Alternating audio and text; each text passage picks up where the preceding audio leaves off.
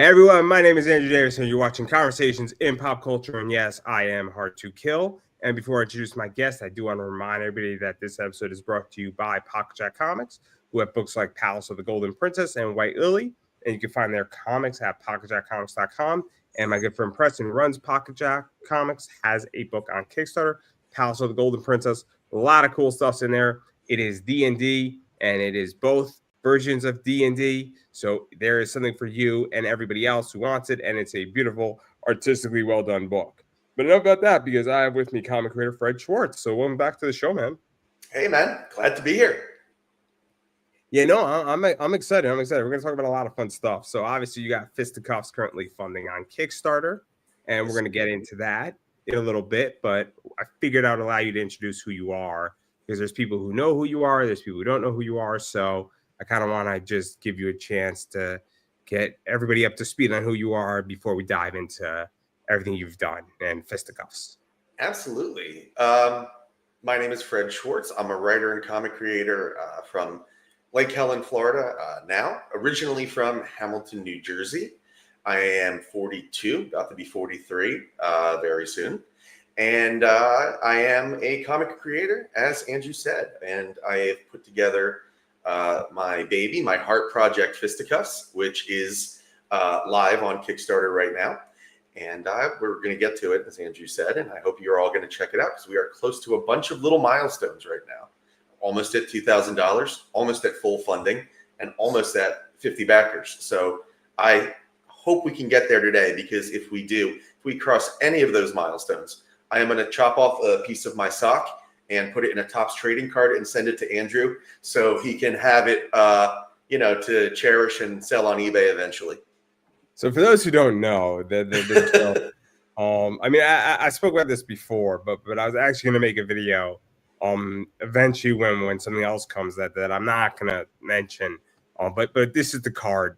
So for those who don't know, I have a limited 5 John Cena sock relic from the Netflix, where the socks he was wearing were put into cards, and completely random. PAX bought it. It was essentially a drop, and super rare.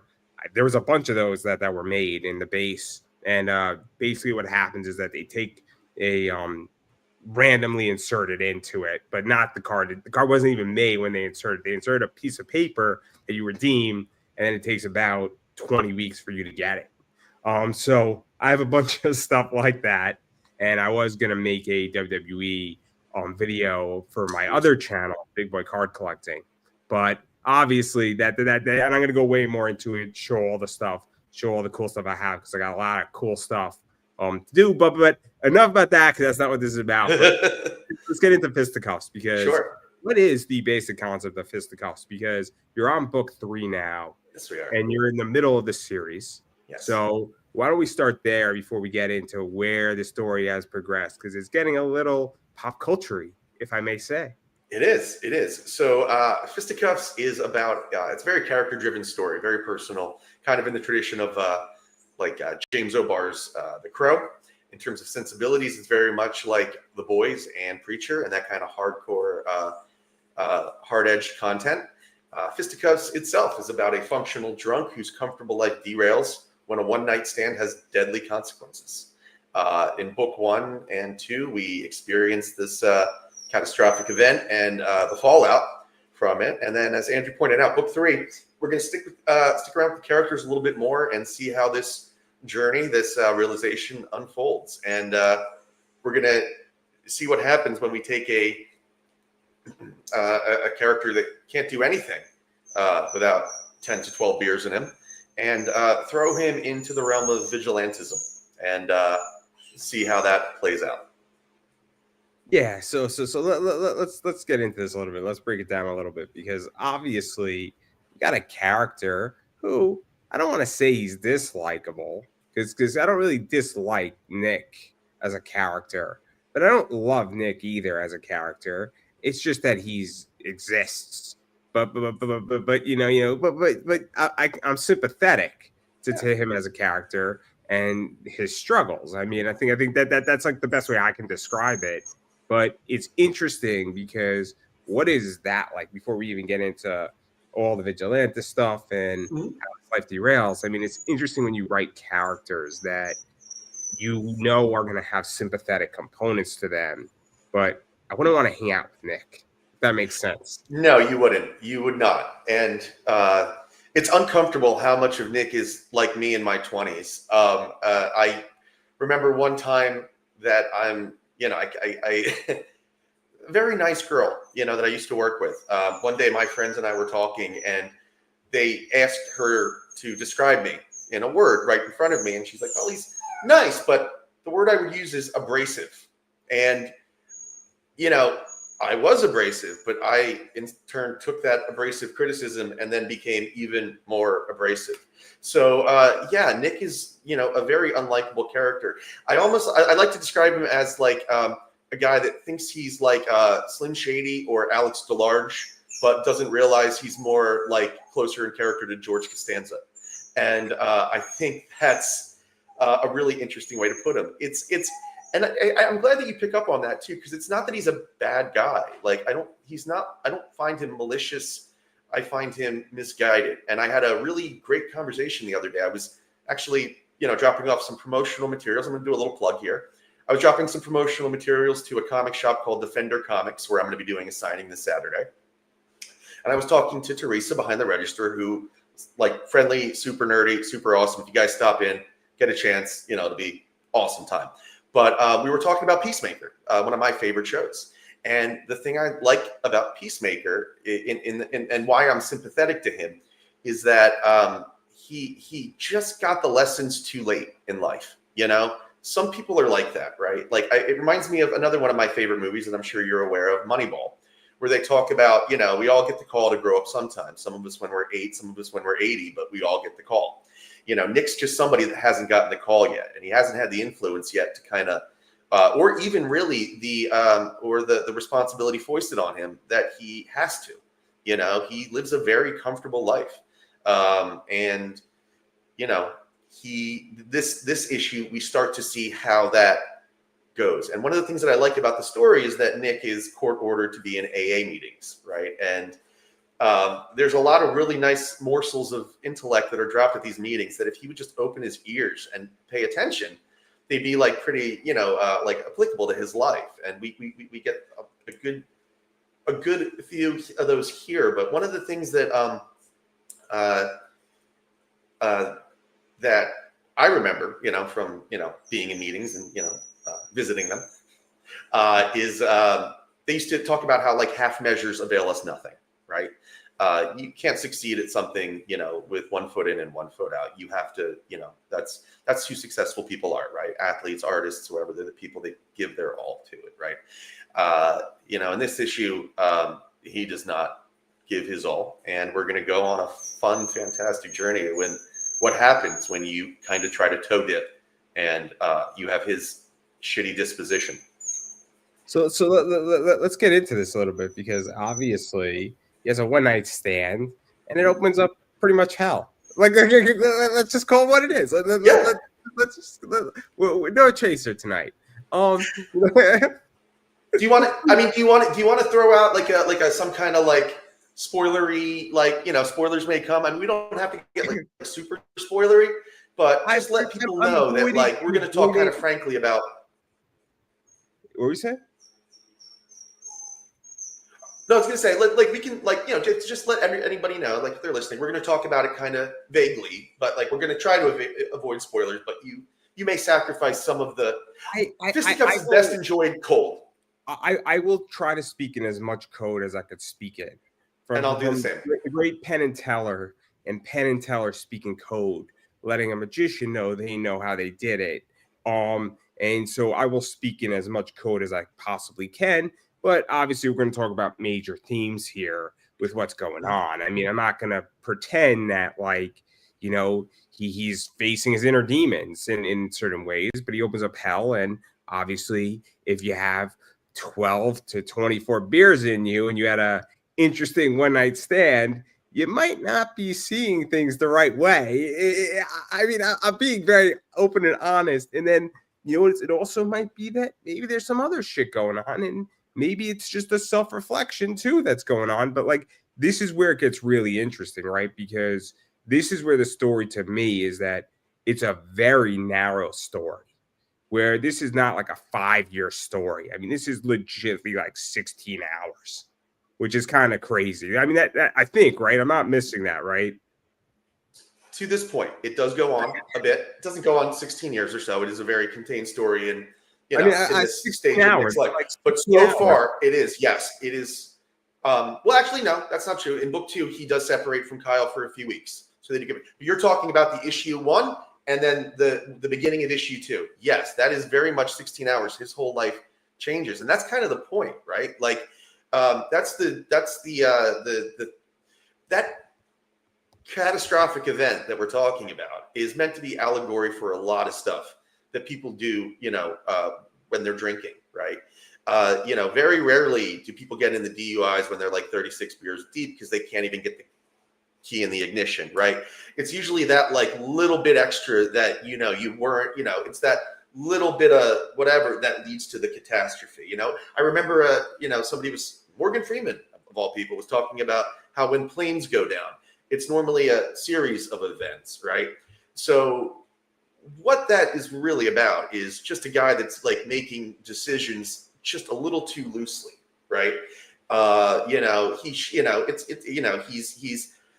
He even if you read that issue closely, like when he's asked to do something adventurous, his guttural instinct is no. He's like, nope, that's not me. I am not going to do that. But he's like loose enough that he's talked into it, and he's loose enough that whatever. And that's kind of the interesting thing about books 1 and 2 versus book 3 is Nick is not making choices. Like, he's being completely led through 1 and 2 in the beginning of 3. He's not an active protagonist, right? Like, he's very much like asking people, like, what do I do? Like, I mean, that scene with Kyle is kind of crucial where again, this is a very adult situation. And he's like, and again, very alcohol-y, right? Like alcoholic-y, right? Like the idea of an enabler, like somebody being like, hey, we can do this. And his motivation for that is kind of interesting too, is that I find, right, is that, it's, it's somebody he knows, it's somebody he loves, it's somebody that he cares about, and somebody that, like you picked up on, that he knows is at his core not a bad guy. And I think the reason why Kyle is willing to stick himself out there in that kind of crazy way is that he sees something malleable in Nick that maybe he can make him into this vigilante that he thinks he can be. And unfortunately, at this stage of the story, it gets interesting, right? Because now what we're dealing with is that it's this whole. I mean, we could look at this on a multiple levels, right? We could look at it from. I mean, you could read it on 10 different ways, and at least I think you can. And you could read it that somebody's just giving somebody alcohol and they want them to do something. You could read it as if somebody's manipulating somebody to do something. Also, it could be an evolutionary position. Or it could just be that, hey, here's a beer, here's some liquid courage. Now go fight some crime. I mean, it could be all 4 of those things at once. It could be none of those things. It could be parts of those things. And so it's really interesting when we start getting into this whole concept, because it's also the idea that, do you need 6 beers to go be a vigilante and do some good in your fucked up problem? And it's kind of, I mean, it's kind of like, do you need a drug to be a superhero, right? It raises that question to some degree. And because your vigilantism outweigh the fact that you are a drunk and you've done nothing and it's a road of redemption, even though you're doing something bad on the road to redemption? I mean, this is just, and so it's really interesting when we start getting into the philosophy of this. Thank you. Yeah. And again, it's very much about, kind of like, how he is willing to like perceive life, right? Because, he says like very early on, it's like, I'm comfortable, right? Like he does not want, like the character of Nick does not, he wants to live a low stakes life, like, and there are some people that, are like that's the goal. Like they will work harder to avoid responsibility, if that makes sense. You know, like they don't want to, you know, they'll try to, and again, that's a very addict thing too, right? Is like, you know, I remember when full disclosure, I'm, you know, coming up this year, 10 years sober in December. But, you know, I was an alcoholic, and I worked very hard to maintain my addiction, you know, like to, you know, count the number of beers you can have, you know, so you can sleep tonight and wake up the next morning and go to work and, you know, and whatever. So it's a Faustian bargain that we make with ourselves. And it's a very kind of like, you know, crazy conundrum that we see this kind of character go through over the course of the story. I think it's interesting. So I'm incredibly lazy, but I work really hard to be really lazy, and I want to work smarter, not harder. Yes. So that's how I view it, right? In yes. which that it's how I want to work, but I don't think I have any addiction problems. I have plenty of problems. I mean, there's a reason that I enjoy my alcoholic beverages, but you know, I really only drink on a Thursday and Friday, and I usually have like 2 shots of rum on my Thursday and 2 shots of rum on my Friday, which is not bad. You can regulate that. I could not. No. But I work really hard because I watch, I'm drinking a beer during, Thursday night football. It's a way to unwind during my weekend, take the edge off. But I don't want to drink every night. That's a horrible idea. I got responsibilities. You think anime is going to watch itself? Well, that's the funny thing about I remember when I was a boozer, I would be like, well, I cannot wait to get home tonight and drink and just watch a movie. And I would start drinking and I would be on a pace, and I'd wake up the next morning and I'd be like, what the fuck happened for the last half of that movie? Because I would drink myself right out of coherence. So I would have to go back the next morning when I was sober and finish the movie that I started while getting drunk. So I don't think it was a long time before I would like see a movie, straight through. It was a weird, bizarre way to live. That was how last week was for me with COVID. It was terrible. And I didn't have any alcohol, and I haven't had any alcohol in like 2 weeks. But like I would be watching like a YouTube crime video, and then I would just crash out. I'm like, how did that person get caught? Like, then I have to watch it the next morning. I'm like, I remember the first half of this, and then I like completely just like blacked out of pure exhaustion. And then I'm like, how the hell did this person get caught? Like, you got to rewatch. Oh, it's so I understand exactly your circumstance. I've been doing that this week with the Kickstarter active. I've been doing that with like exhaustion. Like I start watching stuff and I fall asleep, because the one thing they don't prepare you for with Kickstarter is you don't sleep well the entire campaign. Every time you wake up, you refresh, and it triggers a reaction, and either you're like, your nervous system is like, yes, got a bit, and you can't get back to sleep, or it's like, what's wrong? We're going to talk about that too, because there's a lot to talk about. Sure. We're going to try to be as much of an adult and have an adult conversation, and not try to get too political on that topic, because it is economics in certain ways. So we're going to try to have an adult conversation. Oh no, I know. I'm not worried about that. It'll work out and stuff. Like that's I approach these things like I don't try to. Get back to the story, I don't try to second guess. Okay, yeah.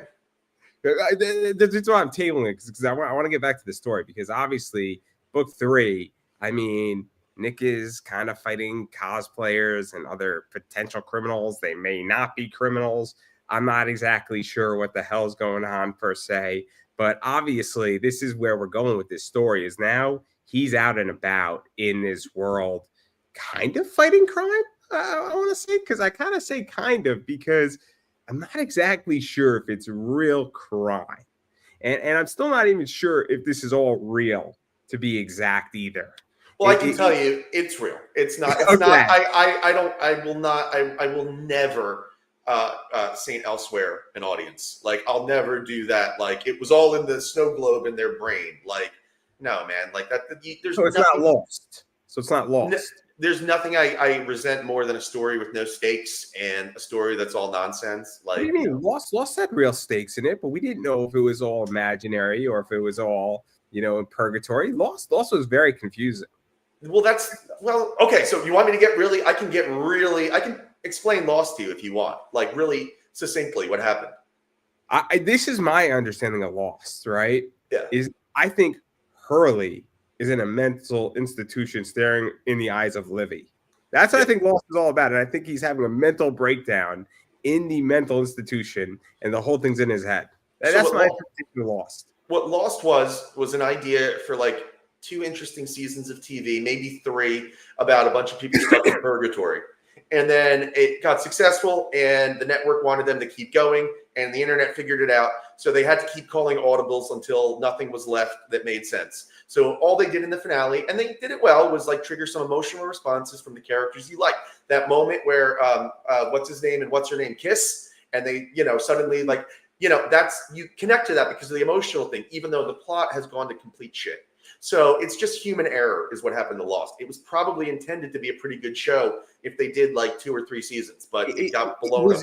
My understanding of the production of Lost was that it was 24 episodes, and it was great. The first season was unbelievable. Yeah.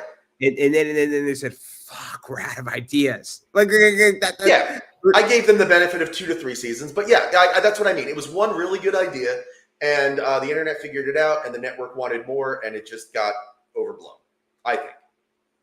But that's my understanding. That's the only way I can conceptually understand Lost, is that I think it's Hurley and Livy in a mental institution sitting across trying to play checkers, and they're looking into each other's eyes, basically tell the story in their eyes with each other. Because there's that one thing where you have that one episode where they're in the mental institution and they're both like looking like they both had a lobotomy. And that's the whole thing. And that's the only rational explanation of Lost I can come up with. I really hope it was not, but it's gone now. And it's a shame too, because when it came out, it had such like, you thought Lost was going to be like MASH, like one of the great TV shows in history. And now it's just kind of something you occasionally see on Hulu and you're like, oh, I remember that. And you just keep going. Like it's a perfect Netflix binge watch when you're doing social media posts. It's perfect. I think it's too long to binge. It's like 6, 7 seasons. A binge is like a good 2 to 3 seasons. but this is what happens on this show. We get into a tangent. Tangent. I do this a lot, yeah. but so getting back to the story, because this is where it gets interesting now, though, is now we have a person now fighting crime, and it's a redemptional position. But like, there's a lot of questions, I guess, and there's a lot of philosophical questions that now are occurring, because I don't think Nick is still drinking, but now there's like functionality, right, in society, and then you're doing. I mean, I wouldn't say vigilantism is good, but it's not bad either. It's gray, and this is where it's also set up that this is a world where this is normal, right? Like it's they mentioned that in the beginning about the Infernal Warrior in Brooklyn, and like so it's not like he's going out in our world and fighting crime, but it's a little bit more reasonable. Like it's the equivalent of like a Marvel Universe type thing, right? It's not like a crazy leap that one would take in like Casablanca's world. Mm-hmm. But it's still some elements of gray, because you're now entering this whole position, but you're also not necessarily fully redeemed. Like that's what's so interesting about this whole thing, and how that's unfolding, because to want to do it too, and the reasons behind it, and the influences, and why Nick's doing it, and what's influencing Nick, and that's where this gets really fascinating as a story, because there's questions, right? And it's meant to invoke questions. Yes, and thank you, because you're picking up on a lot of stuff that is in 3 and explained, and like the reasons why. And I think it's really interesting and like unique to the character, right? It's again, it's not an adult perspective, right? It's not like somebody. It's his motivations are still very. It's a weird thing. It's a weird balance of like motivation, intention, and like actuality. It's like if somebody actually were to like take a minute and like talk to him, right? Like if they actually if he actually had like an adult, be like, what would you and ask him, like, what do you hope to achieve? It's kind of a crazy thing because, like, I don't think he really has a mission statement. He just has this, like, I should do this, right? This, like, it's the right thing to do. So the intent is there, right? The intent to do good. But the interesting thing about Nick is that he's like, I was just watching a movie the other day, so this analogy's in my head. He's like 90% enriched uranium. Okay. He's volatile, right? And especially more so with the powers, right? That's why I did the powers, right? The way I did, because I blame Stan Lee for this element of the powers, because I remember Stan Lee used to talk about how every blessing should be a curse, every power should have a thing, and Cyclops, was the example that he used about how, like, even though it's a great power, he can't see normally and whatnot. He has to wear the glasses. So the idea behind Nick, somebody that just wants to, the best thing in the world for him is when that AA meeting ends at 7 p.m. on Friday, because he's got his last one in and he's got, like, as he puts it, like a weekend of freedom to just go get drunk, right?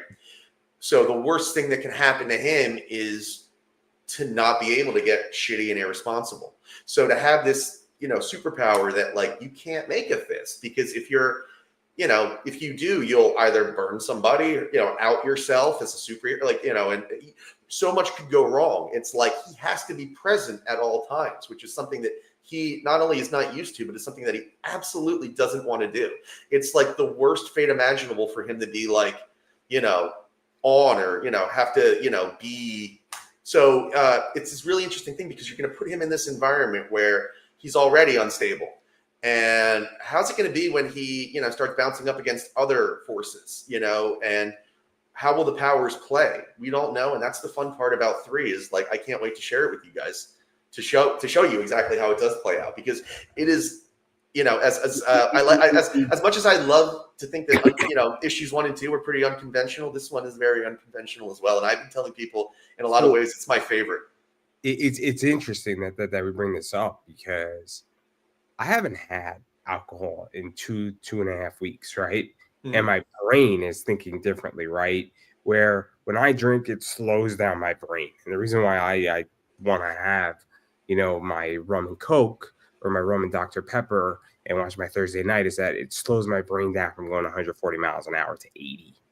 Mm-hmm. And it's not a good thing, a bad thing. It's just what it does, right? But because I am now going at like 9,000 miles for the last 2.5 weeks, and I'm probably not going to pick up, I might continue to do it, because right now I'm thinking in a certain way, and I'm consuming more information than I've ever consumed, because this is the first time I haven't drunk in almost like 3 weeks, right? Not like every day, before everybody starts asking, but your brain starts acting differently if you haven't had alcohol and you start drinking a lot, or vice versa. And so it's probably really interesting, because there's lack of suppression and suppression going on at the same time on a psychological and scientific level, I would imagine. And so, like that, and I'm not the expert on this by any stretch of the imagination, but just on a logical level. And so, like, that's what's also really interesting too, is that you now have somebody who is used to lifestyle A, and now they're in lifestyle B. And if they go back to lifestyle A, they're going to kill somebody. Yeah. I mean, let's just get right to the chase. And they're trying to get into lifestyle B, but they are not willing to just complete, like, they're not willing to cut the cord with lifestyle A. They're trying to bring lifestyle A along for the ride, and it's not going to work. Is, the conflict that he has to face is how that plays out. So, and I'm not an expert on alcohol either, man. I can only talk from my experience, but I can tell you that part of one of the major reasons that I did drink the way I did for so long was to rewire my brain. I was and am bipolar, and I did not take medicine then, because of all things.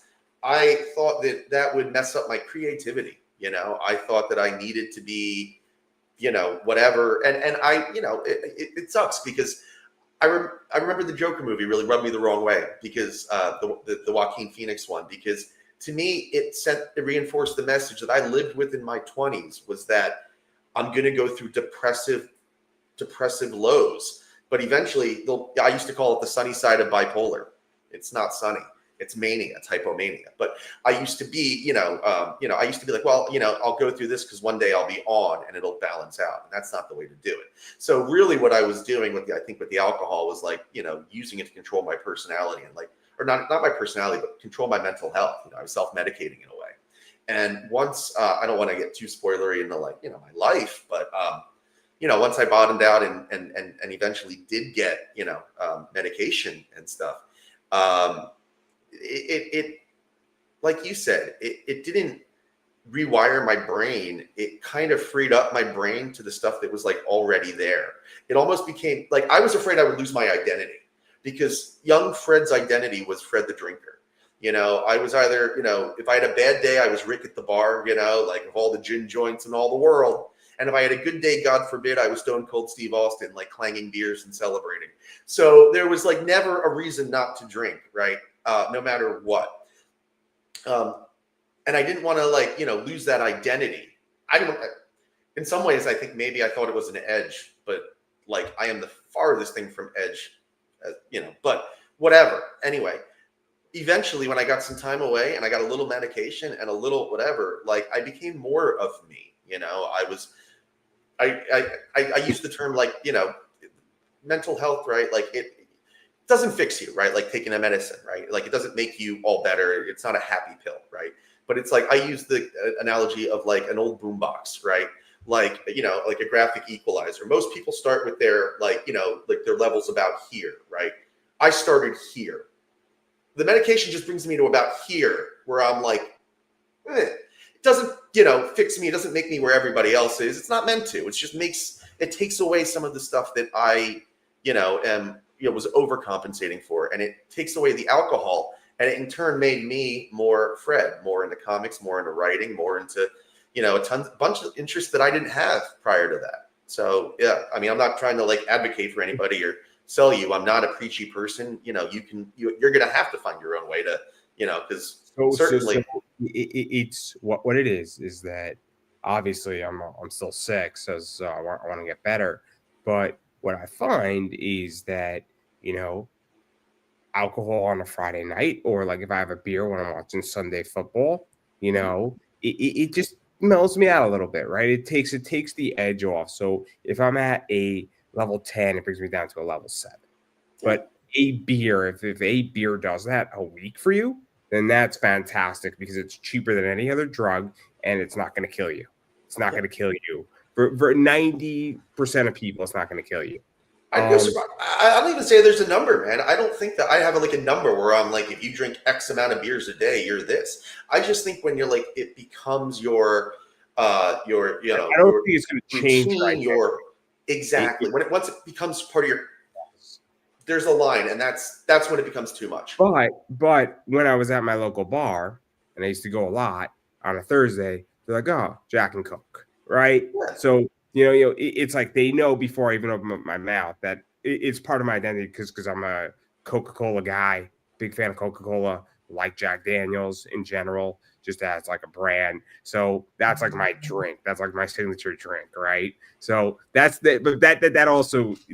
But that's not an alcohol identity. No, for the record, I was a bartender. And when somebody like you comes in and we're oh, Jack and Coke, we like you. It's when somebody like me walks in and they roll their eyes and they're oh, passed out on the floor at midnight. That's the guy they don't want to come in. So there's a, you're perfectly fine. Jack and Coke, they're we love you. He's probably going to do well, Passed out on the floor, they're going to be we're going to have to fucking call him an Uber, it's. Again, I'm exaggerating. I was not really passed out on bar floors often, but I don't ever want to be passed out. I've never been passed out in a bar. Doesn't sound like a good time. I don't know if I have. I've been helped out of bars. I had one friend one time that was a champ, just faced the other way and held me standing up while I was peeing. What a fucking champ. But yeah, no, bar floors are not where you want to be. I've witnessed the bar fight, and I just got the hell out. I just ran, and I said, "We're just leaving now." And we want to hear a crazy tangent? Want to hear a crazy tangent? I was at a wrestling event the other day, It was a wrestling event in a mall, and I was sitting on the ground, and these two guys were like right next to me, and they almost got into a fight with one of the wrestlers. They were like mouthing off to each other, and like I thought I was gonna crazy, like crazy. But I had a wrestler who knew who I was, right? Hmm? And so what he did is that he comes out and like his whole thing is like it's like Candino or something. I forgot his name, but he comes out with Monopoly money. So he just throws it in my face, and then and he didn't know me well enough, but he knew that like I knew half the people in the back, and then they were all like, just throw the money in his face because his reaction on camera is going to be perfect. And so the whole thing was perfect. And like, I knew the second it happened, and like, and then my friend who was running the event, kind of, or was helping out, came and was like, "What did you do to him, man?" Like I don't know. I thought you did. Like, oh, it was great, but like, so the people were. It was the same event where Nyla Rose was in the audience, not as a because there's an event in DC, and she lives in DC. So she was in the audience just as a fan. And so like I was speaking to her during halftime, and like not halftime, but like at the midpoint of the show. Yeah.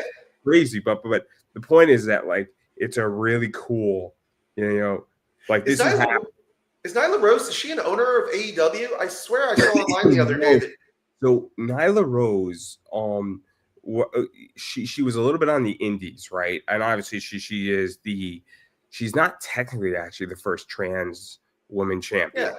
I mean, I think I can say that. I mean, it's a fact. So Mariah Moreno was actually, okay, but Nyla Rose was the first one on a national broadcast. I don't think this is offensive, and hopefully, I don't think anybody thinks it's offensive. And if it is, well, it's not trying to be.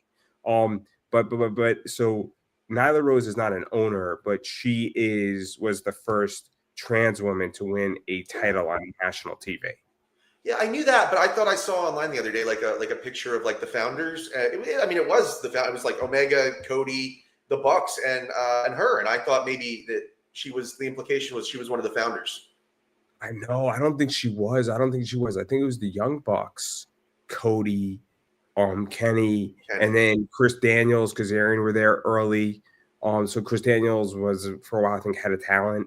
And QT Marshall was early on involved. Did you ever read Chris Daniels' comic? I've never read it, but I heard that him and Kazarian put out a comic book. How do you think I got both of them on my show? Yeah. You have to send me a copy. You have one?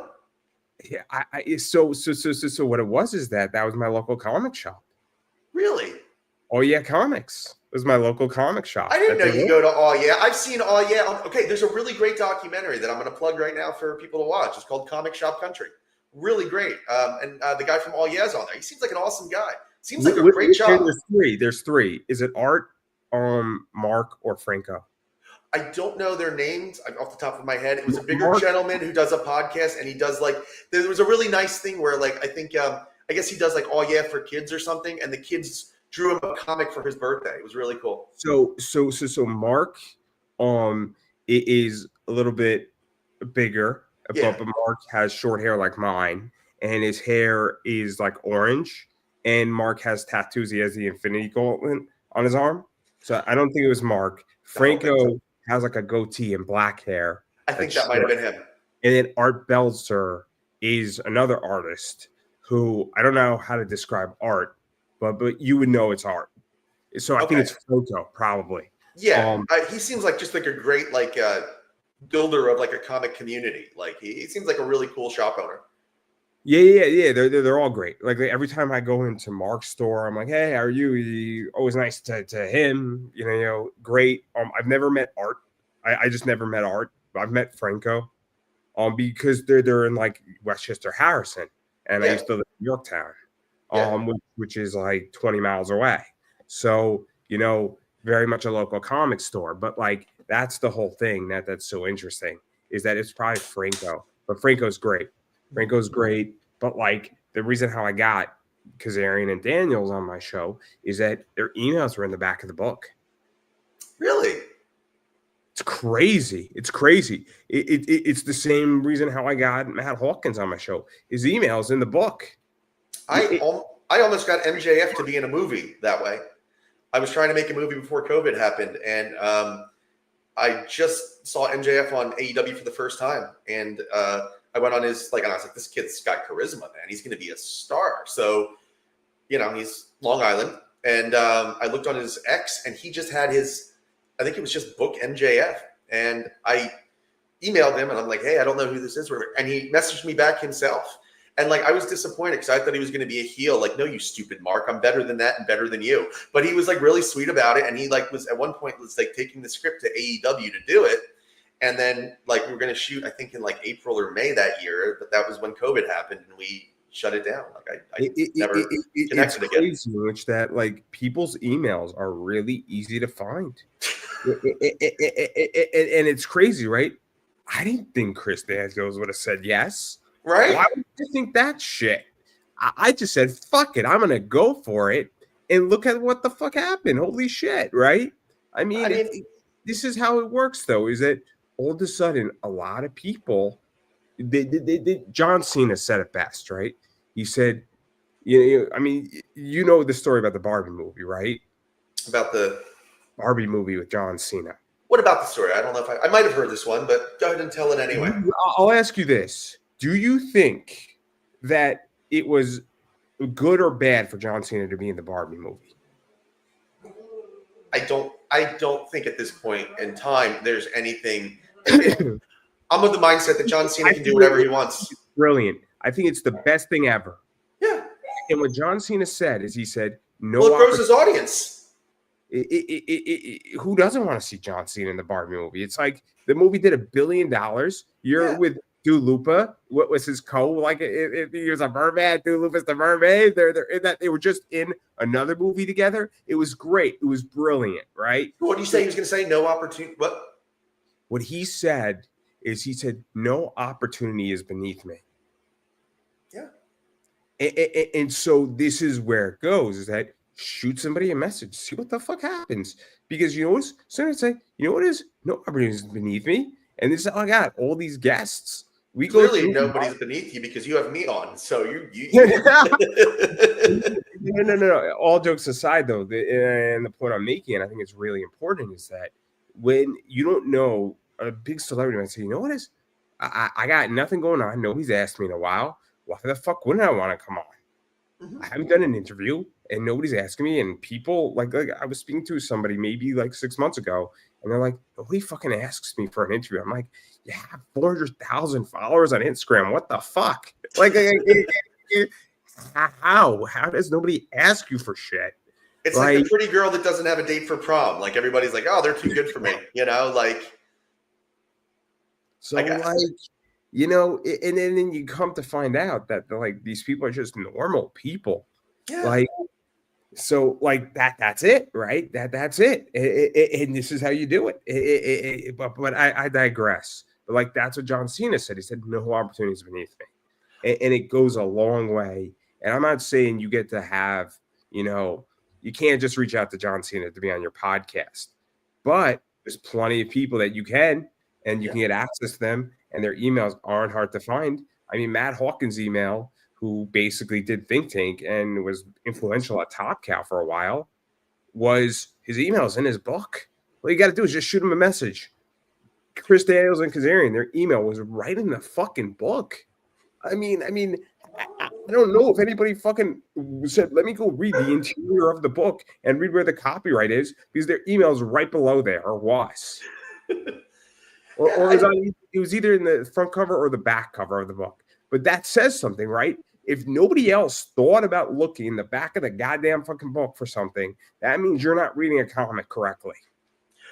I've always been of the mindset of not having I don't mean this in a bad way, but not having shame when trying to my mom was instilled that on me when if she wanted to do something, or she had no scruples about asking and getting told no or something like that. So whenever if the opportunities if I'm at a show or something and I see a celebrity that I will offer my comic or try to get a foot in the door that way. Worst case scenario, they toss your comic out.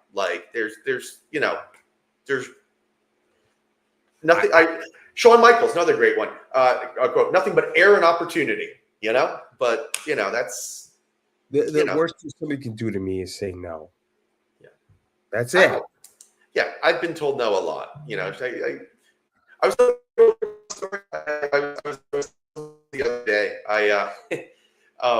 One of my let me tell you what I'll tell a story that and then I want to get back into some Kickstarter stuff. All right.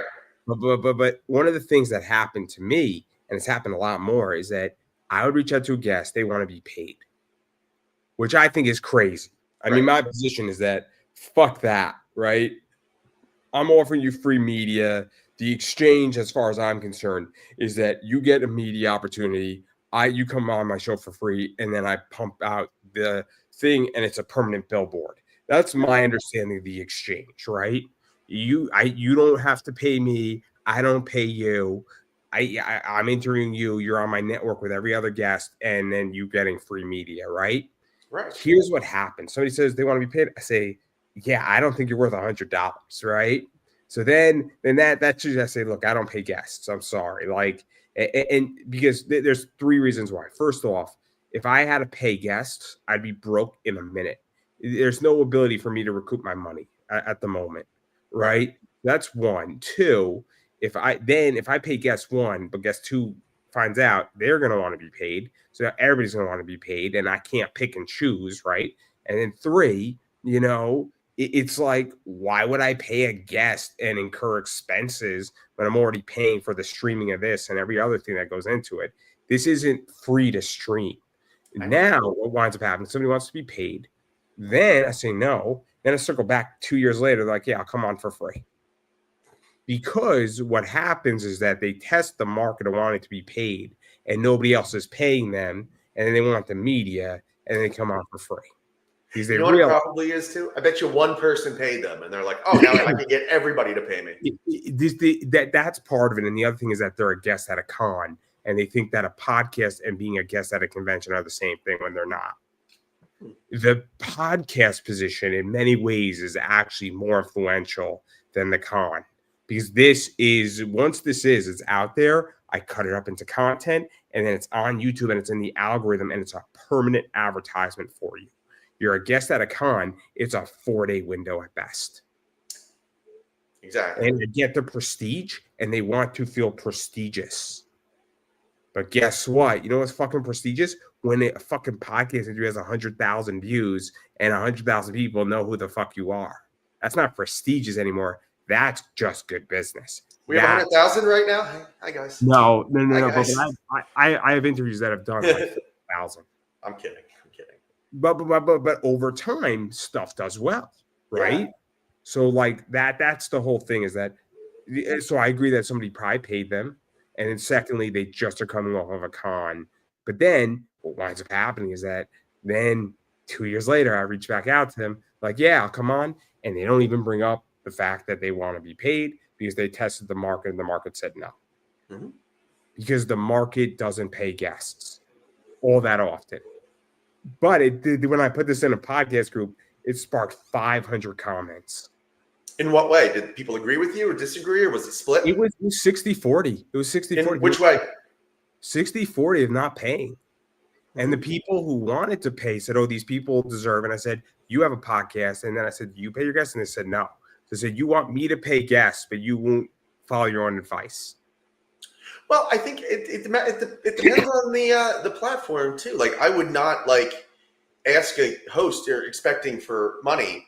I just wouldn't. It's not in my character. But if somebody were to tell me like, hey, on this show we pay you $100 or whatever, I would say, oh, thank you. I would take the $100.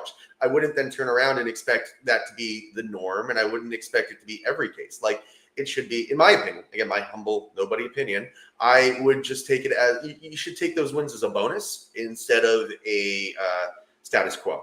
I don't charge, right? Yeah. For an online thing. Or now look, if somebody wanted me to come out to LA, for something. So like for instance, the whatever podcast. Not saying I'm going on that, right? But the deal would be that you got to cover my travel if you want me to come out there. Mm-hmm. I'm in Connecticut. But I'm not going to expect Brian Atlas to pay me. But just like you cover my hotel, cover my airfare. But I might say to Brian Atlas, look, I'm going out there for vacation anyway.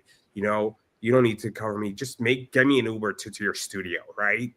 Like, but if I was doing a podcast and for whatever reason I needed to be traveled out there, that's great. But when I go to a convention, I'm doing a free panel. I want a free badge.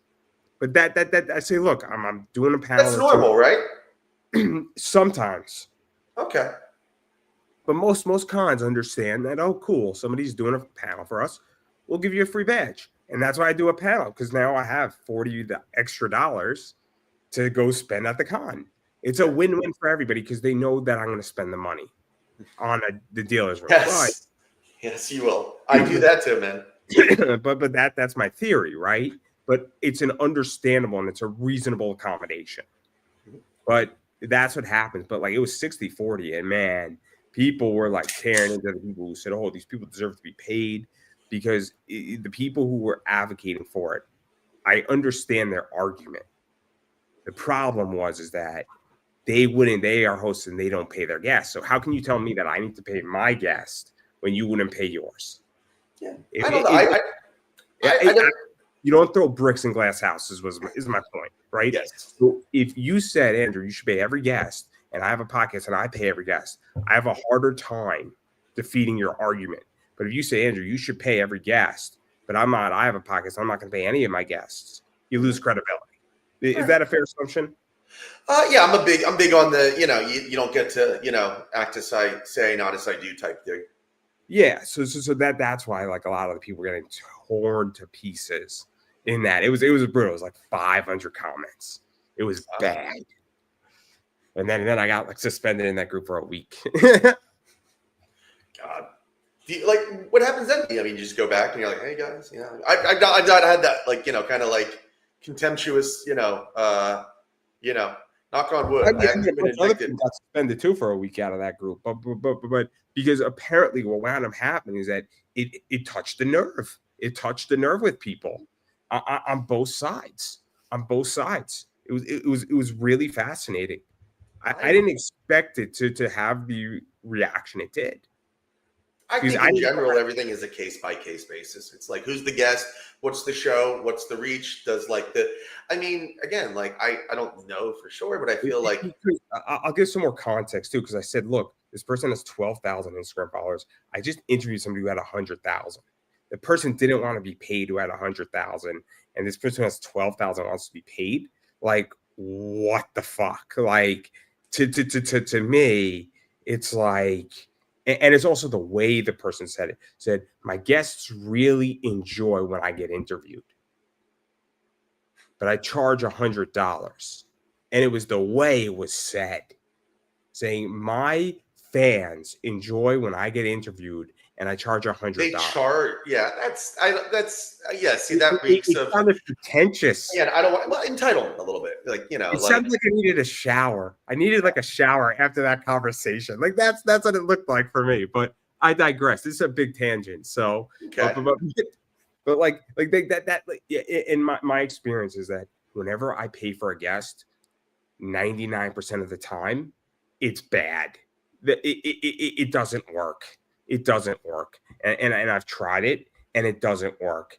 Those guests are the worst because they want to do the least amount of work and be paid the most amount of money. So, and what do they get? What do you mean? They just get paid to do what we're doing right now? That's what they want. They want to be paid to promote their shit. Oh, well. Again, I think it's a case-by-case basis, right? It depends. For me, here's a good example that you'll appreciate, right? I think it depends on what they're, what they get for their time in general, what it does for the show, and if you were making money off of it, what kind of money you make off of it. The point that I make is, I remember my mom, flipping out when I was watching the news and they were talking about Cliff Lee getting paid $20 million a year, for the Phillies. And I explained to her that the reason why Cliff Lee gets paid $20 million is because Cliff Lee is in himself a mini industry, right? He sells tickets, he pays for, people to make and sell jerseys, he pays for everything. So Cliff Lee brings in the money, so Cliff Lee gets the percentage that it balances out. There's a science to it. I don't know the science of it. I'm sure there is a formula and a sweet spot where somebody just necessitates it, but I don't know that stuff. The argument I make is that this is how once the show actually makes money, and if I decide to do this, the only way it could work the same. Look, we could go one or two routes. You could get a percentage of what you bring in. So if all of a sudden I get super chats and I bring in $10,000 on super chats, I will give you 20% of that super chat. So, but there's no guarantee. So you can get 0, or you can get 20%, and it could be a huge number. Or I'll pay you $300. Right. But if I bring in 10,000, you get 300. So that's when you go into that. It's the Bruce Willis Sixth Sense, deal. So, the percentage of the thing. So you could get a percentage, and it could go X, or you could go A, or you could get a guarantee. Right. Meaning that we could do a guarantee that $500, and if I bring in 1,000, you get your 500, and that's all you get. Yeah, like I said, I think it totally depends on like the case. Like I would never expect you to say, like, if you wanted to come on the show, I would never expect you to be like, look, I'm not going to pay you John Cena because I did not pay Fred Schwartz, so I can't give you $100. Can't see it, but But you know what is? I might make the argument saying that I don't pay guests. I would say, I'm sorry, it's my integrity, dude. If you don't want to come on, I gotta sleep at night, man. And I would tell the story to everybody, because the story would be fantastic. That John Cena wanted $100, and I refused to pay John Cena $100 because I don't pay guests. You know how much fucking respect I would get? I bet you WWE would call me up and be like, who do you want, man? Like, I guarantee you, so many people would be like, you're either really, really stupid, or you have such integrity that you don't pay any guest. And it doesn't matter how big they are, because you have to keep it openly and honestly and treat everybody equally, which is what I want to do. It's that there should be a base. If the day comes when you're turning John Cena down, send him my way. I would love to hang out with him for $100 for an hour. I can definitely find out some shit to do with that. I would love to spend that time having him teach me how to do the Peacemaker dance properly. Like, I would really love that. Great. It'd be great. Yeah, $100 fucking discount. Again. Ideally, I'm trying to get that card signed by him and then graded. That would be cool. That'd be like the which I think is. Sorry, I can't do it. You can't do it because it would cost $100. You've already priced your. No. I don't mind. I don't mind paying for an autograph. You were just talking about all your cred. You just lost all your cred. An autograph is not the same as an interview. Those things are different, right? I have no problem paying for people's autographs. Right. I just have a problem paying for interviews. But I digress, because I want to talk about the Kickstarter. Sure. Going into this, because we touched upon it a little bit before, but I think it's interesting is that Kickstarters are stressful, right? For a variety of reasons. Obviously, you outlay a lot of money to do your book, and then you're kickstarting it, and it could be successful, it could fail, you got to promote it, you got to push it out, and it's a very stressful entity due to economics, and even just, for lack of wording here, begging people for money to some degree. I mean, is that a fair statement, or asking? We could go asking to be nicer, but you are having to ask people to say, hey, I got this project, could you back it directly and indirectly, right? Yeah. So that's the couple interesting things that I want to say about that, right? Number one, what you said about like it's very interesting that I remember, I believe it was Orson Welles, maybe not, I don't remember, but I think it might have been Orson Welles who said something like, I'm a writer by choice, I'm a director by defense, and I'm a producer by necessity. Basically, it's like his point was, in order to make the art, you have to wear a lot of, you have to wear a lot of hats. So like the hard part about the Kickstarter is like wearing the hats that you don't want to wear. Like, and I don't mean that like not want to wear. You're not comfortable wearing. Like, Well, you know, the heat, we've been having heat issues today, so that's why I'm like dressed for winter. It's Florida and I'm dressed like this. But it's about it. Yeah, the thing is the challenge is wearing the hats that you're not comfortable wearing. Like I am very comfortable putting together a comic and like, you know, I'm very proud of Fisticuffs. I think it's a really good, really great comic. I think my team, everything, like I'm very comfortable expressing myself that way because like I trust myself in that environment. I had time to like, you know, whatever with it. Is it a fair assumption, not to cut you off, is it a fair assumption that running a Kickstarter is a bitch? Yeah, that's a bear. I mean, because I was speaking with George Mendina, and he doesn't want to do a lot of Kickstarters every month. He does one. He did the issue, and then he's going to release the graphic novel on his website of the Shameless Plug. And he says, I can't be running like a Kickstarter for this thing for all 6 issues. It would kill me. Essentially, is what you were saying when I interviewed him like last week. Yeah. And I think because, frankly, I think it would be exhausting. I tried running a Kickstarter, and I found it exhausting. I found it exhausting every single fucking day. Yeah. Here's the funny part of it, though, right? It is all of those things. It is exhausting. It is draining. It is heartbreaking. It is heartbreaking. It's up. It's down. It's all this shit, right? But the more I'm doing it, and like I'm beat up right now. I mean, I've been telling people, and it's totally true. Like, you know, I wake up in the morning, my face looks like shit. I'm aging like Lincoln in the Civil War. You know, like I am like, you know, like it's not pretty.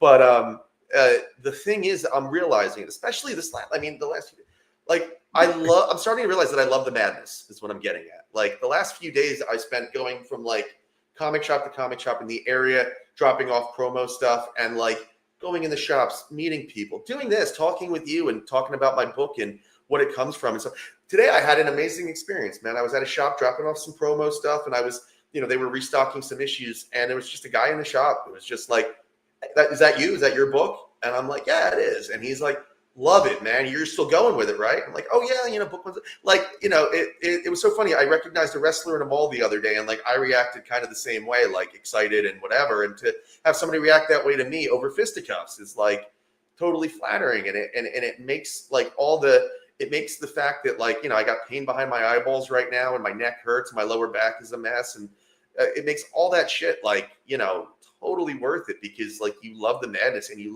I love feeling like connected to the history of it and stuff, like going in the comic shops and like seeing like, you know, pictures of Jack Kirby on the wall and stuff. And I'm like, you know, feeling like I'm doing, you know, I'm doing, you know, I'm a brick in that cathedral now, or I'm becoming a brick in that cathedral. It's cool and it's exciting, but the actual grind of it is grinding, stress inducing. Yeah, too political here, but obviously we are in a rough economic realm. I mean, we were speaking before we went live, and I don't think you're going to mind me talking a little bit about this, is that my eBay business is not going well, and I sell a lot of cards and comics, and it's slow right now, and it's been a little bit rough. It's been rough all year for a variety of reasons. You know, so certain things, cards just don't hit sometimes. Comics or whatever, bad girl art is really complicated in a lot of ways right now. There's an overabundance, but business is slow right now. It's partially due to this time of the year. Obviously, people, I think, are scared shitless, for lack of a better word, with their money. People have lost their jobs, laid off. People might not be getting their bonuses this year because a lot of shit's fucked up. And companies have already told that healthcare is increasing. So money right now is not the easiest thing to come across. And money is more expensive. And also, you know, it's a little depressing right now. It's winter, it's cold. I don't know how you feel, but I don't feel like spending money right now when it's starting to get cold and snowing and Thanksgiving is a week and a half away and we're entering the holiday season. Like, it's a little, you know, slow at the moment. And I'm trying to figure it cool, you know. I got to make sure everybody in my family has gifts, so maybe I'm not back in a Kickstarter or two. Would they like Fisticuffs? Just kidding. I don't think my niece who's 3 would like it. No. I don't sell to the youngins. That's why it's 18 and up. In a few years, maybe. Oh my God, that's so terrible. But like, so like that. I mean, I don't know how you feel about that because I was speaking to somebody and I'm interviewing somebody tomorrow, and he's down like 100 backers, and he normally would be, and that's a lot. That's a lot. So like that's my whole thing is that I'm curious how you feel about that, because I think right now the environment is really complicated. And, It is. and I think there's a million things going on that are somewhat in control, but also out of control. Yeah, couple things about that, right? Number one, this is only my second Kickstarter, so I'm in a little bit of a different boat. I don't have the good times to compare it to, so I don't feel like I necessarily lost anything yet. It does sometimes, because you realize like some people are, not able to. Like I had a friend that, is not going to be able to help because they're helping. They themselves didn't lose their food assistance, but somebody close to them did, so they're helping them out instead. And I totally get that. That's 100%. I mean, that's what I would do too. And I recommend, I totally get that, and I'm with that. My position as a creator is I just don't have a choice. My goal. I'm gonna get to this goal one way or another, and to sit around, like, that's the thing, is like we don't, like, no, tomorrow's not guaranteed. We don't know that, like, I mean, I was wrestling with that, right? Like, a couple weeks ago I was like, should I launch now? When do I launch? A lot of people are going to get in before the holidays. There's Black Friday. There's a lot of bad times, to launch in, right? Like, this is a bad time to launch in general. So I was going to wait until the new year, but then I realized everybody else that's realizing this is a bad time is going to wait till then. There's always going to be something to contest and to go up against. So my logic is to just, get my machete out and like cut through the thicket. And like, yeah, it's hard on me sometimes. Like, I'm like, I would like to think that, some things would be going better. And like, that. Let me ask you this. Yeah. So my biggest issue is that I've run the numbers, right? I know exactly how much, if I was to produce a book for $4,500, 6 issues over 3 years, I know exactly how much it would cost. I know exactly an idea, give or take, within, 3 to 4 grand of numbers on it. It would be anywhere from 20 to 27,000, give or take. For how much? For one issue? For 6 issues. Yeah. And I've run it compared on an S&P 500 position and over 30 years, and I cannot conceptualize the economics in my head. That's the only reason why I don't create comics, is that I've looked at the numbers and it's too much. I just don't see how the fuck I can justify that economic expenditure and the amount of money that I would give up. Mm-hmm. I really cannot put it in my head. That's the only thing that's stopping me. Even with Kickstarter coming back, I don't see an exit in the business, right? And I'm one of those guys. It's the way my brain works. So that's my biggest issue. So this is what makes me a bad creator. Yes. Is that I'm too business oriented. I'm a CFO. Mm-hmm. I'm not a chief content creator officer, whatever that is, a CCO or whatever mm-hmm. it is. That is not what I am. I'm too much of a numbers guy. But you stated something that you have to do this. Yeah. And so at that point, this is where I guess we differ in how we think.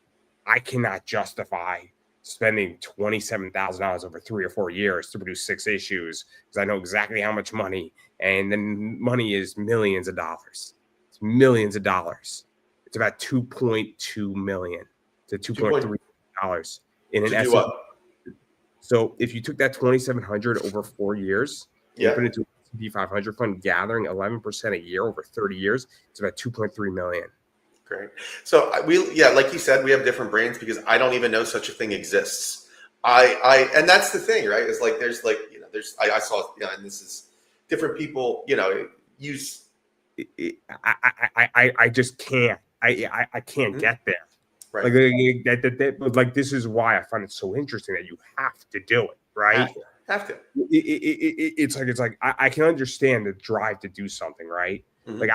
I like interviewing, right? But the cost to interview is $45 a month, right? For me, that's like nothing in reality. I mean, that's like, I wish that I have to interview, but I don't have to make a comic, right? And like that's what I think is so fascinating, is when you have to do something, right? Well, and also too, like, let's not get things wrong. I also get to do this too. I live at home with my dad. I mean, I sold a lot of stuff and I put up a lot of capital too, but I got help along the way. Yeah, I mean that's another thing too. Like I was born in the United States. There's no greater like lottery ticket in the world than being you born in started this on country. third base. If you're born in Exactly. America, give or Yeah. take, So and not to get too mean, I want to make this crystal clear. If you're born in America, no matter how bad your life is, you're born on second or third base. well, there's If you're, degrees, but I mean there's some bad. But yeah, being born in America is better than being born most places in the world. yes, So, yes, you have a better chance to do this in America than exactly. in the Congo. That's 100% right. And also too, right? So again, it's about who we are, right? Like this is why do I have to do this? Because this is who I am. I grew up in a middle class family, and I was left to grow up in front of a TV. So my identity, kind of the way, I guess, oh man, I kind of see how now maybe how like people, adopt religion, right? It becomes their tradition and it becomes their like, their daily whatever. My everything was pop culture and movies and stuff, of that nature, right? Like I learned my I didn't have the 10 Commandments. I learned with when great power comes great responsibility. Like my moral center comes from comics. It's a history that I want to be a part of. So to me, that's where my purpose comes from. I want to ask you a question. How did you learn how to read? How did I learn how to? So yeah, how did you learn how to read? Because I'll tell you how I learned how to read after you tell me how you learned how to read. So my reading. So you want to? My reading is a bit of a story. I'm going to go. I'll try to condense it quick as possible. Right. I mean, I guess I started reading, like I did when like any kid, in school. But I learned in comics. Comics was my escape. That's where I read. But when I was in college, I took a like an aptitude type test. I scored very well in writing, very well in math. My worst subject was reading comprehension because my brain is, I'm bipolar. I'm very tangentially brained. I can't read prose the way normal people can. It made learning very hard for me. I can learn very well from documentaries now. I've learned to love history and stuff. But when I was growing up, I couldn't because I would just read stuff. There was no inflection in the text, so I couldn't determine what was important and what wasn't. I would read something and I would be like, assassination of Archduke Franz Ferdinand. Okay, assassination. Oh, like the Punisher did last month. I wasn't paying attention to that. I would go on a tangent, right? Yeah, so yeah. I couldn't read without comics because comics allowed me that. Like, where did I go? Oh, I can go back to the page. Okay, Cyclops is. The reason why I bring this up is that so I was a slow reader initially, and I'm a good reader now, right? Yeah. And what happened to me is that I discovered manga. And I was reading all this manga stuff at a young age. And what started happening is that I started reading manga. I started reading big books. And then I was tearing through like 700-800 page books, right? Mm-hmm. So what happened to me is that it wasn't comics that really taught me how to read and got my reading comprehension up. It was me reading all this manga stuff and playing Pokemon, like Red and stuff. Like, and it sounds crazy, right? But this is where we go into pop culture. This is why I bring it up. And this is why I'm curious, because what I find is that people who learn how to read from things like manga and learn how to read from comics and learn how to read from video games, they tend to think differently than if you learned how to read traditionally. And, I mean, I'm an avid reader, right? Mm-hmm. I'm probably reading 2-3 books, on a lot of topics. Some of it is just like a hard-boiled crime book of like a guy's just whacking another guy. I love it. It's great. But like, and my favorite stuff is reading Parker novels. But like, because I just love it, like, hey, it's fun, easy, it's a heist, right? But like the point is that, but then I'll also read something really technical. But like that's why I find this so interesting. That's why I asked the question is that because what I find is people who read and learn how to read in very different ways than are the traditional tend to think differently. And the thing that you say about the think differently is very on because I, again, a little bit, 40s, right? A little bit older. I'm 32. Well, still, but I think manga became more, it grew out a little bit more. It grew out behind me. And then like, it became really big now. And I was going to say, the thing that I really find interesting is, I've got, a few local comic shops have book clubs and stuff. And I've stopped in some like manga book clubs and you talk to the people that read them and like, are really into them. And they tend to have a more like Eastern philosophy about like life and about like, about identity and character and stuff than, people that of my generation. Like Fisticuffs is very much like, somebody that grew up reading like 80s and 90s comics and stuff. Like you can see that influence in there and stuff. And that's why I like those kinds of like comics because I felt like stuff like Watchmen and Preacher and stuff, as like a young person, they made me feel more adult and sophisticated, you know? So, you know, all these things that we don't realize or whatever that are like, you know, we're doing and that are, you know, experiencing as we're kids eventually become our identity. So that's why, like, when I write stuff like this, it comes very naturally to me. Like, I got another one that's coming up after Fisticuffs that I think you're going to like very much as well. And it's the same type of like sensibilities and humors. You know, it's the same. But what I like to do with that kind of stuff is, and again, this is my like nerdy rant. And if you've seen me on another show, I may have gotten into this before.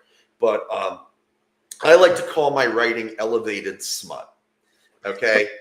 Right, like if you go to like a fancy burger place and order a burger, you know, they'll bring you a brioche bun with a Wagyu patty and some truffle oil and you know, Gouda, right?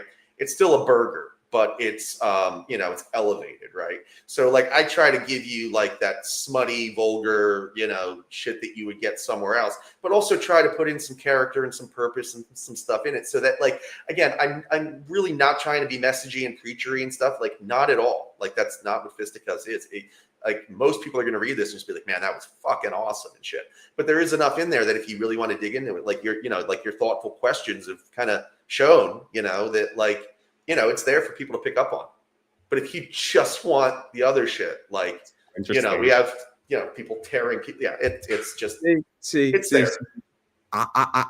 Again, when I used to do financial shows, I just gave it to people raw, right? And I said, look, if you take $500 every single month and put into an S&P 500 fund, you're not going to be a billionaire, but you're going to be all right in life. And then, and you can't time the market, so don't even fucking try. Like, just $500. You know, you have 10% of your income up to $6,000 into the S&P 500 over 30 years. You're going to be just fine. You're not going to be poor in America. You're going to be able to retire with dignity and be free, and you know, you're going to be okay. I'm not going to retire with dignity. No. No. You understand what I'm saying, right? Meaning that you know, you get where I'm going with this, right? I do. Like, but when I used to do this, I give it to people straight. And I say, I'm not going to lie to you. I'm not going to lie to you. If and this is the thing too, is that I say to people all the time, if you ask me what I think of your book, I'm going to tell you what I think. Mm-hmm. I mean, I'm not going to hold back. And if your book sucks, you know, I'm going to tell you. So don't ask. Don't ask me if you want my opinion on something. And I mean, I've also said to people, that cover fucking sucked, dude. Mm-hmm. Like cover C was great. Cover B was a piece of shit. And I'm sorry that you paid $1,000 for it, but you got robbed. Like I said that to people too. Yeah. I'm not going to say whose book I said that to, but I said, the book's not the problem. That cover B sucks. Like, and it was an artist I liked too. And I said, I don't know how you booked that shit, man, but like, you got to fix it. Like, you got to get your money back. Like, that was bad. Like, not $1,000 cover. Was it really $1,000? It was maybe like $700. Yeah. Wow. And I'm like, I don't know what the fuck you were doing, man. I don't know what the fuck you were thinking with that. I don't know what he was thinking, that artist, but dude, what the fuck? Like, I know exactly how much people spend. Yeah, well, I know everything, right? I know everybody's fucking prices because I'm a numbers guy. It's not hard to figure this out. It's really not. I don't do comics, right? I'm too much of a numbers guy. Yeah, I get that. Like, and that's reading. Let me explain what I do for fun, right? I read K99 reports and like K10 reports and like dividend reports, and like I read like K16 reports, which are stock forms, and like and I read like the transcripts that these companies have that are like 42 pages, and I'm like, man, this is fun. Like, remember now, granted, I own some of these companies, and I want to know what the fuck's going on with them because I have a decent amount of money in them. But I'm like, man, this is fucking fun. You ever go on one of these conference calls and you can't even speak, but you're like, oh shit, like it's enjoyable. Like I took 45 minutes when I used to, before I got laid off from my job, and that was like my lunch break. I'm like, yeah, like here's a paperwork. Yes. This is better than porn. Fuck yeah. Like that's what it is for me. So so I just find it interesting. I find this whole thing interesting. Like, you gotta do it. Like Yeah. Oh yeah. I yeah. That's. I mean, look.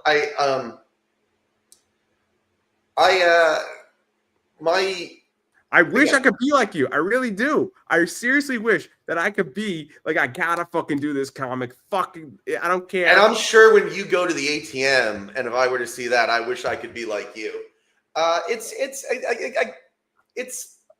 It's you know what it is. Like I keep saying this, right? Like we all look up to who we, are our idols and stuff. And like you talk about, like you like to read spreadsheets for fun. I like to watch documentaries about like history of, projects and comics and films and just history in general and stuff. But like, I love, like, one of my favorite things is like, like what I call like the put yourself on a plate project, Kevin Smith with Clerks, Martin Scorsese with Mean Streets, just kind of like figure out who you are, write a story that you can do, that shoot your shot and see what happens, right? Like, I mean, when Fisticuffs is done, I don't want to say I can die happy, I'll never be happy, but I just, I can die feeling like I did at least one thing that I'm really proud of and like purposefully, like, that I set out to do. And like I believe in, like, I can't imagine, maybe this is a I'm thinking, like, you talk about putting yourself on a plate, right? So I would say in the last 500 interviews that I've done, like you what you see on air is what you get out of me in life. Yeah. I mean, obviously, I'm not gonna drop an F-bomb in the middle of a conversation with my boss, right? My job, but like, I'm pretty straightforward. Like, what you see on air is what you get. I mean, not all of it. There's stuff that's obviously, we all have private lives, but the majority of how I think, I mean, my politics are well known. I mean, but everybody has an idea of how I think, right? But nobody knows the exact parameters of how I think. But it's pretty evident that I'm a financial guy and that I like looking at my money and I like investing and I want to be left alone. I mean, it's not hard to figure out where I stand on things. Right. But there's no secrets. Like, if you see me at a convention, like, this is how I act in life. Yeah. So yeah, like, I'm pretty much this weirdo as well. Like, in all situations, like I don't. Yeah, it's the idea that when I say like put yourself on the plate, I mean like from an artistic, like, doing like one project that you're. Well, no. Maybe I'm spoiled because maybe I don't need to go create a comic book. And I'm being very honest when I say this, is that I feel that I get enough self-expression out of this show, right? And even when I do my big boy card collecting stuff, I talk about cards, you get to see my personality, me talking about cards, you get to see the love I have for cards. And like that's just a labor of love, right? I love sharing it. I'm buying the cards anyway, so why not share it with everybody and talk about it and provide the education and be like, oh shit, you opened up a 101, right? Because those reactions are fun when people see that, right? And people love it, and people live vicariously through other people, because I do too, with rare cards. And so but like for me, I guess that's how I feel, is that I get to express myself, and it's relatively cheap to do it, and I get to have a great time. And well, I'm speaking to my idols and the people that I look up to, and I get them to have on my show. So like that's how it is for me. Yeah. But I don't want to do a comic because I feel like I'm fulfilled with this. And but not everybody wants to interview somebody or have an on live stream. Well, again, very much the same theme that we're talking about, right? It's like it's the or that I keep going back to. It's like how we grew up and who, like, the time we grew up and whatever, right? Like I'm very much the person I am because of the times that I grew up, right? Where, if I was born like 10 years later, I may not be doing comics. I may be doing manga. I may not be doing comics or whatever. I may be doing video games, or I may be doing something live streaming or something, whatever. But I grew up in a time where like the dominant technology was like movies and blockbuster video. I tell my friends all the time, we probably grew up in like the best era for that type of thing was, because, it was the right mix of like, tradition and technology kind of coming together. We had the probably arguably like maybe the best class of filmmakers active at the time, between like Spielberg, Scorsese, eventually Tarantino, Cameron, like there're just so many powerhouse, Bigelow, like so many people making just such awesome work over and over again. So I was very much a movie guy, and then comics went hand in hand with that too, same type of thing. So that was like, the kind of like world that I wanted to be a part of. And that was kind of like the language that I learned. It's like, like when we're kids, we learn, we may learn, Spanish later. Like I could probably do probably learn how to do a live stream, or if I spent the next 15 to 20 years of my life, I might learn how to play a video game halfway decently and do something with that. But, I grew up in an era where like my media was comics and movies. So I expressed myself in scripts and screenplays and visual, the marriage of like words and pictures. Fair enough. No, I find it fascinating, right? I mean, again, I just like watching my money grow, and like there's nothing like it. Like it's so slow, and then when you see it just go month after month, and it just goes up like a J curve, you're like, holy fuck, how did I get here? Like, but I like to see my money grow too, but it's just like it just doesn't. I wouldn't know about a J curve. It's like a little, and then it goes, and then it goes. Like it's not. It's nice to see your money grow too, but like that's not the. I don't know. That's not my. Raven Gregory said it to me. He said, "You're one of those guys that likes to reverse engineer shit, and you're one of those guys that just like it's a game to you, man. It's just a game to you, and, right?" And like I think he said it as a compliment and kind of a jab at the same time. And I love Raven from Zenoscope. Yeah, I know. So Raven's a great writer. Definitely sick and twisted writer for sure. Is a good way how to describe Raven Gregory. And I don't think that there's anything, I don't think that some people are just really good at writing that way. Yeah. But I digress. But no, I find it fascinating. I find it so fascinating because again, I'm not like the rest of you. Like that's the problem. Is in terms of like the sick and twisted, like Raven, I also write sick and twisted because that's the same language I learned. Like Tarantino and Garth Ennis and all that shit. It's the if I'd grown up in a in the. What's your favorite sick and twisted book? Favorite? I got two. I have one that I love and I recommend all the time to people. The Pro. That's good. I love the Pro. My go-to is the Virgin Suicides.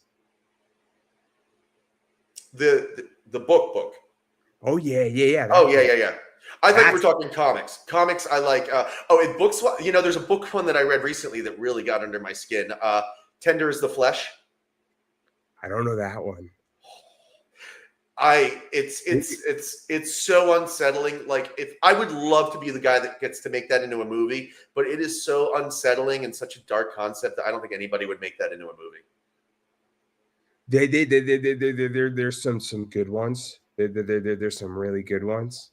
But for comics, I just want to take a second and recommend The Pro to anybody out there that hasn't. It's written by Garth Ennis.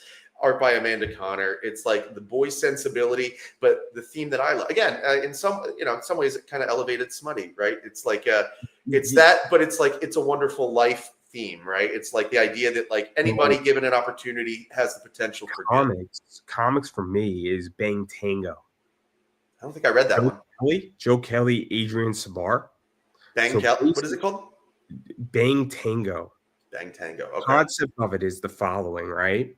Is that a guy is in a gang, a hit goes wrong, and people die. He flees to California, and he's now dating a girl, and he's great. His ex-girlfriend is a trans woman, and then she is out for revenge, and the gang from New York is on his trail.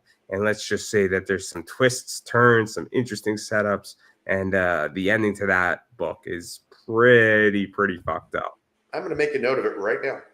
It's 6 issues. It's 6 issues. And my favorite thing that they did in there is that there's a dance scene.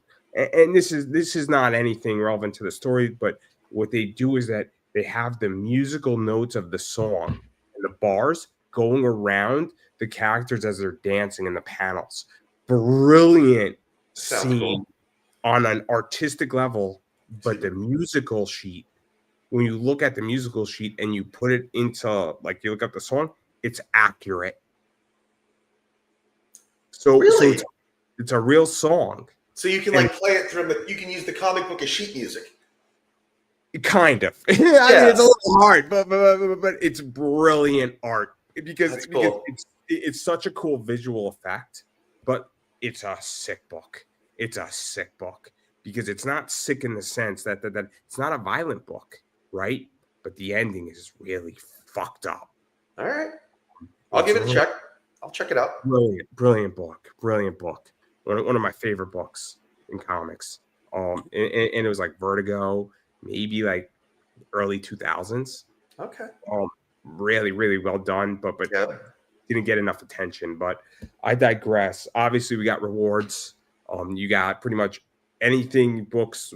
Book 1 cover A, book Mhm. 2 cover A. You got, I think, 3 covers for this one. Mhm. You know, Kiss Kiss Creative, who apparently is a friend on Facebook of mine, or is it Creative Kiss Kiss, or I forget. Yeah, create Kiss Kiss. Yeah. They're amazing. I love working with them. Such an The amazing collaborator. a tangent is that I said, "Who the fuck are you?" When they decided to friend me on Facebook, because when people sometimes friend me on Facebook, what happens is that they're trying to get me to book them as an artist. Okay. And so I'm very, very hesitant now to accept friends because a lot of these people are trying to find work. Kiss Kiss is great people. Kiss Kiss is No, doing. we had a conversation. Yeah. They understood immediately that I wasn't trying to be a dick, right? I was saying, look, like, who are you? What's the deal? I said, you follow some of the people I know. I'm not trying to be a dick, but like, I gotta know if you're looking for work or you just. Well, if you're not trying to be a dick, maybe leave the F word out. I mean, I didn't say it that way. I said, hey, well, you get what you get. I thought you said, "Who the fuck are you?" And that's why I'm like, "Oh, No, that's really harsh to my friend." Like, I didn't say it that way. I said, like, that's how I took it. yeah, I'm sorry. I purposely a little over exaggerated, but Right. no. I said, like, who are you? Because it's an important question. Because unfortunately, what happens, and this has happened to me, is that people have people, and then they're friends with like 6 people, and I'm like, I don't know who the fuck you are. Mm-hmm. Like, I've never heard of you before, and I understand that great, you're friends with so and so, but like, you don't seem like you know these people. I have a solution for you. These people request you, and you're like suspect of them. Charge them $100 to be your friend. No. We wound up having a conversation. I sent them, a bunch of my interviews, and I said, hey, when you got some for me, feel free to reach out if you want an interview. But like, I ask questions now because it's just a professional hazard. Mm-hmm. Yeah, especially when it looks a little funky, right? When somebody has a name that doesn't look like a traditional name and it looks like an artist name, I want to kind of know a little bit more before I accept you as my friend. I think it's a fair position, right? Because I mean, there's like so many bots and AI and stuff. Again, I'm old man again, old man Fred here, and old man Fred just accepts anybody for the most part, unless like there's like, I mean, not really. Like I mean, if there's like a decent amount of mutual friends, especially certain people, like if I see somebody I highly. I'll put it this way, right? I don't know if you've gotten this scam. Have you ever gotten a scam where somebody's like trying to sell you like a financial product through Facebook? Because I get those. A what? A financial product through Facebook. Yeah, I stop pretty quickly with those and just move on. You know what I do? I text to my bank account. They're like, "Oh, finances, never mind." So, because I had my Instagram account hacked, like there's some weird shit. Oh, I got you. So I'm a little bit more sensitive. A little bit more sensitive than maybe. I don't talk to new people. New people don't want to talk to me. I have my friends, and I. but the point is that I just thought it was a funny story because that person is fun, and obviously, but I wasn't trying to be a dick, but professional hazards, right? Yes. So, but you got I think they did cover B, right? B And and then C. They are just like, they gave me so many, like, in exchange for a T-shirt. I only have to pay them with a T-shirt when I get the new batch of T-shirts in for this campaign. But sent me, like, I think 6 or 7 like sketch variants of the cover. So we're doing the one at which it's like I love a lot, the black and green one with the like iridescent colors. Let's talk about That's that. going to be only for the Kickstarter campaign, so you can only get it here. Once that's done, I'm vaulting it and I'm never printing anymore. So if you want that, let's talk about that. So what is the deal with that? So obviously, is it going to be print to order? absolutely. And then what is it going to be, like 5 extra for damages? Probably. I had the printer I worked with last time was pretty good about damage, like damaged content and stuff. Like when I had some damaged content, they fixed them for me, no charge, free of charge. So I didn't even think about that, asking for 5, see, because I'm not a money guy like you. But no, I'm just going to print them to order. My printer that I used last time does print to order, and then I'm just going to lock it up and throw away the key. And it's a one of a and the other thing that is really interesting about it, for those of you that believe in fisticuffs and believe in Kiss Kiss, we're doing a remark option as well. So you can actually get either version of the covers that Kiss Kiss does.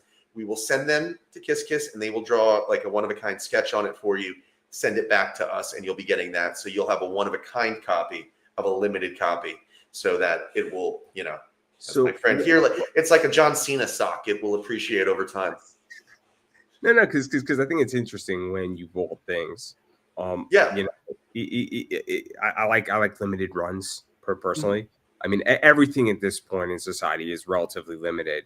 It's just how much of a limit are you going to have? Is it going to be 40,000 or is it going to be 400? Is the discussion. But like, what is that like? Because to a degree, you're limiting, because if you were to print 100 of these, right, and then you had 30 left over, you could sell them at cons. But at the same time, you're also saying, look, there's a reason to back the campaign, and you're protecting value to some degree, or not even value, but exclusivity. Yeah. Because because there's something to be said about that too, right? It's kind of like honesty, right, and trust. Is that if I know that, let's say the book doesn't go up in value, but we only know there's 70 of these, right, in the world. Right. There is something to be said that I'm in a club of 70. Exactly. So, tabling money, it's kind of nice when you're just in a club of 70 people. Mm-hmm. I just bought a comic.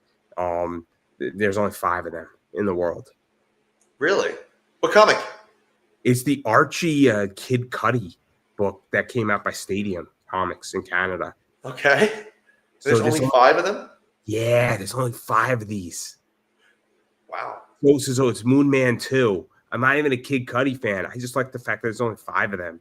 Yeah. It wasn't even expensive. It was like $60 for like. Well, that's what you said is 100% true. It's about like exclusivity and value, and also, like you said, integrity, right? Like I'm not about like short money, right? Like I want to make comics and make comics for the long term. So what I want to, like you said, do it, vault it, done, never release it again. And the people that have that, like you said, have that thing that has hopefully, value, cash value, some kind of like sentiment and exclusivity, like you said. And also like, not for nothing, but like, this book, has like a pretty, awesome team on it. Like all people involved, like taking myself out of the equation. Like, I think, there's a great chance that like Kiss Kiss or Stan or, both of them can be like, the next superstar artist. Like, I think they're both super talented. Stan, the interior artist, of course. The colorists, that we work with, we have Timothy Brown now, who's, done some phenomenal, projects. We have Robert and Nay on the cover, who, Nay Ruffino, who, are both established great talent. So, like, there's a good chance that, this could hit. And even if it doesn't, you get like an amazing, beautiful piece with a one-of-a-kind, beautiful sketch on it. And it's just something that, have in the hold and enjoy. I think they're great. I would love to get one for myself, but even if I did get one for myself, I would do it the right way and I would back it, because I'm a nerd, man. I don't like, breaking rules and lying and shit. So like, I'm not even gonna. I would have done it so differently, right? I'm not even going to keep one for unless, you know what, maybe I will keep one for myself because they will send me a proof copy when I do it. So maybe I'll keep the proof copy for myself. But like, see, what I would do is that sell them 10 years later when they're valuable. No, I don't do that. Here's what I would do. I would do the following is that, and I don't think it's rule breaking. I would print an extra 3 and I would archive them. Right. And hear me out on this. Right. So you at some point, I think companies should archive their work. Right. Because all of a sudden, if you then have the book or there's a movie or something, forget about selling it. It's good to have an archive of your whole thing, right? So if you have 3 of them, you can archive it. And then now you have a small little archive of your whole work so that, I don't know if you have nieces, nephews, cousins, or whatever, but at some point, your legacy in physical media is preserved. And it's a weird thing to say it that way, but I think it's weird to think of like my young niece and nephews one day being like, "Oh, Uncle's fisticuffs, we love them." That's I don't think that's gonna. But I hear what you're saying, like having a legacy to leave behind. I think it's important to have an archive of some of your work. Well, I do of my work. I'm maybe just not that cover, right? Maybe the backup cover. I just want to, I think of it as I'm trying to do something cool for others, right? Like I want other people to enjoy this the way I enjoy collectively. I bought my first slab book today. Like I've never bought a slab book before, and it's really cool to have one and stuff. Like I like that collectability feel. I would like to do that for somebody else and create something cool for them that they can enjoy and feel that cool. That's the thing, though, is that I think you should be selfish a little bit, okay? So I have positions, right? It's okay to break rules if every once in a while, because nobody's going to ever fucking call out, oh, man, there was 70 ordered and he printed 71 and he kept one for himself. Nobody in their right mind in comics is going to say, oh, Fred's a bad man. He's a bad man. This is the problem with the world, right? Selfish and rich versus noble and poor. Like, choose red pill, blue pill. Do you want to be selfish and rich or noble and poor? I mean, this is not being selfish and rich. This is just. I'm teasing, buddy. I'm teasing. No, you know what it is? You're creating something, right? And if you spoil yourself, that's going to not affect anybody's value, right? This doesn't affect anybody's value of their book. Maybe I'll get one. Maybe I'll get one for me. I'm going to convince you. We should put out a poll on Twitter. That's what we should have done. Go ahead. I'll ask the back. You know what? Maybe I can do that with the backers. I'll be like, hey, you back this. Is it okay if I have one for mine? I'll do that. Maybe. You should absolutely put that as a question in your survey. You should watch them all come back and no. And then you should put on the end of this, for an extra $1, you get an extra vote. For an extra $100, you could be on Andrew's show and talk about it. Yeah, right. Like, I'm telling you. So there was a project that backed, right? And what they did is that they said that the creator was going to get a tattoo. So you got to vote on the tattoo of one of the covers. Like, it was great, right? I mean, you had I think Jenny Ferguson. You had the tattoo of Jenny Ferguson's character on one of the covers. Awesome, right? Cool concept. For an extra $1, you got an extra vote. That was cool, right? But like, that's the fun shit, right? So you want to hear something? Nick has a tattoo, and I was thinking about getting it myself.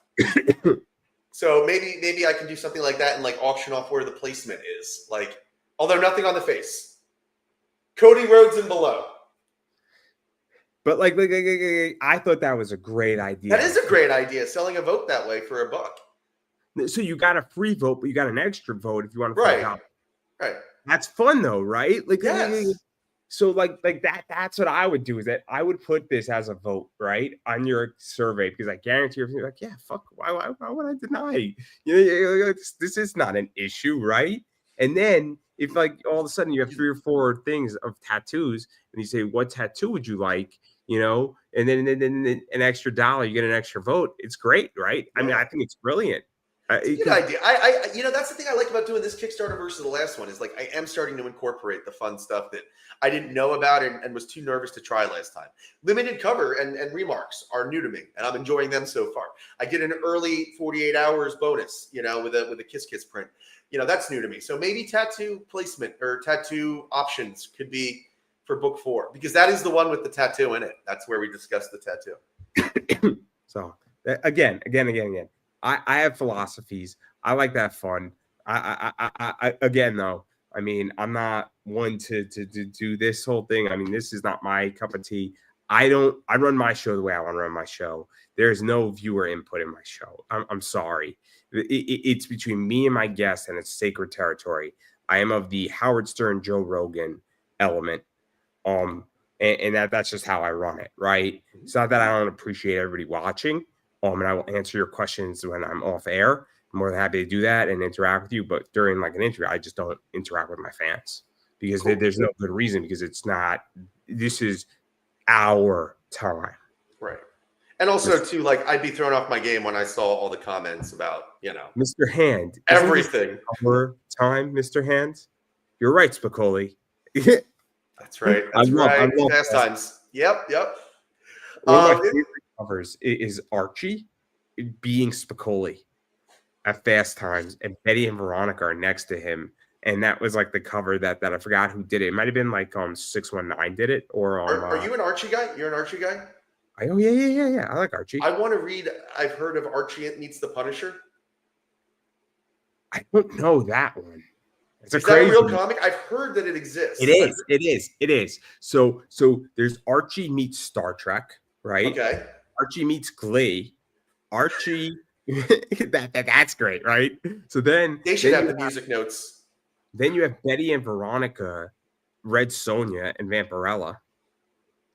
Archie, Betty and Veronica, Poison Ivy, Harley Quinn. When was that made? Oh, I mean, this DC. This has been made with like everybody, right? Like that was so. You have Archie and Veronica, Red Sonja, Vampirella. You have Archie and Veronica, Poison Ivy, Harley Quinn. You have Archie meets Star Trek. Archie meets Glee. What else did Archie meet? Like they met everything, right? I mean, it just goes on and on and on and on and on. Archie meets Kevin Smith. Okay, that one I have to read. I mean, obviously you've heard my references. I'm a Kevin Smith guy. Yeah, I would love to read that one. What else is there that Archie has met? I mean, but like obviously, I mean, and then there's all these just great Archie stuff. I mean, they did Uptown Girl Archie with Billy Joel, where you got the. It's a song, like they did a cover, like an Archie version. Of the song on a cover, right? They've done Archie has done Grease on covers. They've done like I mean Dan Parrott has done all this shit, right? Yeah. So I didn't know that Archie was like that outgoing. He met everybody. Craig Yo, who I had Craig Yo sign my Archie book. So Craig Yo wrote the Archie, like the definitive Archie book. Right. A lot of the history, and I had Craig Yo sign it. That's pretty cool. So like at his house, because my mom knows Craig Yo, which is crazy. Right. But the point I'm making is that like there's all this crazy shit, right? That is absolutely fantastic. But I love Archie stuff. I mean, it's great. Like the death of Archie was awesome. When he saved Senator Kevin Keller. How did he die? He got shot. Like Captain America? No, he didn't get like Captain America. Yeah. He got shot protecting Kevin Keller from an assassination attempt. Senator Kevin Keller. Okay. So it sounds like that the image when you describe that is like Captain America getting like shot down on the footsteps of the building, from an assassin's bullet. That's exactly what like Archie gets a hero's death. That's awesome. Oh, it was Life of Archie. It's great. I mean, there's zombie Archie. Like Archie is fucking awesome. Now, Jughead, though, is doing some extra things after school. Just ask Hopper X. He'll tell you the truth. I remember. That's one of the funniest scenes ever. Archie is not fucking Mr. Weatherby. I love chasing Amy. For every good reason. And my favorite scene is when, Amy buys Holden a stupid picture of a seagull. I still think actually, I don't know. I think I love everything that Banky's just Jason Lee's delivery and Jason Lee and Kevin Smith movies is like Yeah, like him as Brody, him as that, and him as Loki, or not Loki, as Azrael in Dogma. Like, I mean, he just was like, that was a match made in heaven. Like everybody like thinks about Ben Affleck and Kevin Smith. I love Jason Lee. Was Jason Lee in My Name Is Earl? Yes, he was Earl. Yeah. He was Earl, right? I thought he was Earl. He was great in that show. That show was really good for a while. I stopped watching it after like 2 or 3 seasons, but the beginning season was really good. What? He's in Clerks 2. And 3. What? Right? Was it? Oh, yeah. Pickle guy. Pickle fucker. You say it. I don't know. Yeah, that's great. And he was great at that too. I mean, again, like I love Jason Lee, man. I'm a big fan. And then he was in Mallrats, right? Yeah, that's what I'm talking about. Mallrats, he's great in, and then you've seen Dogma, right? Like that's one of my favorites of him. Yeah, he's great in that. I used to go to Kevin Smith's shop in Jersey all the time too. Me too. They had my first comic there for a little while. That's great. I love Red Bank. I should have bought property in Red Bank. Like that was a mistake. You know, I'm really upset that I've moved and I haven't been back to New Jersey since they moved the store and renovated it because it looks really awesome now. I've seen like photos, but I love the old store. You know, the one that's in Comic Book Men. Like it you walk through, it's like a museum to his stuff. The first time I went, they actually had the Bluntmobile from Jay and Silent Bob Strike Back in the middle of the store. It was insane. That's crazy. The last time I went, I remember they had the walrus from Tusk on the ceiling. What the fuck? I mean, I bought some good stuff from that store. I mean, obviously, it's not a local shop for me. It's like 90 miles when I was in New York. Yeah. But it was great. I love it. Great store. Awesome concept. Great place, Red Bank. But I digress. But obviously, we've been speaking for almost 2 hours, so I do want to give you a chance to promote yourself. So where can people find you, bother you, hit you up, and all sorts of cool stuff? Absolutely. So my name is Fred Schwartz, and I am promoting Fisticuffs on Kickstarter. You can find us at www.schwartzart-llc.com. Schwartz spelled like my last name, art, and that's all one word, then -llc.com. You can find me at Schwartz Art LLC on Instagram, TikTok, Blue Sky, X, Facebook, and all these socials. And our Kickstarter is live, so please check us out on any of those. As I said, this is a deeply personal, deeply important book. Fisticuffs is about a functional drunk whose comfortable life derails when a one-night stand has deadly consequences. It is in the vein of The Boys, Preacher, and those types of hard stories, but it's with a bit of deeply personal storytelling and some heart as well. So please consider backing us sooner rather than later, because I would love to get some sleep one of these nights. So if we can just get over that threshold, maybe these bags will go away a little bit and I can look like a person. But thank you for your time, and thank you, Andrew, for having me and asking a bunch of great questions. Yeah, no problem. And then obviously I'm going to promote myself. Obviously I am Pop Anime Comics on the Twitter/X. I am Pop Anime Comics on Instagram, Pop Anime Comics on Facebook, Pop Anime Comics on YouTube. Means a lot if you subscribe on YouTube. It's free and it means a lot. It's the least everybody can do. Seriously, because it helps. It helps a lot more than people realize. And my viewership is that like 80% of you don't subscribe, but you watch my shit. So please subscribe. It would make my heart melt like the Grinch and grow 2 sizes bigger. But all jokes aside, obviously YouTube is Pop Anime Comics. TikTok is Pop Anime Comics. I am on Rumble, which is Pop Anime Comics, in case you didn't figure that out. Because why not?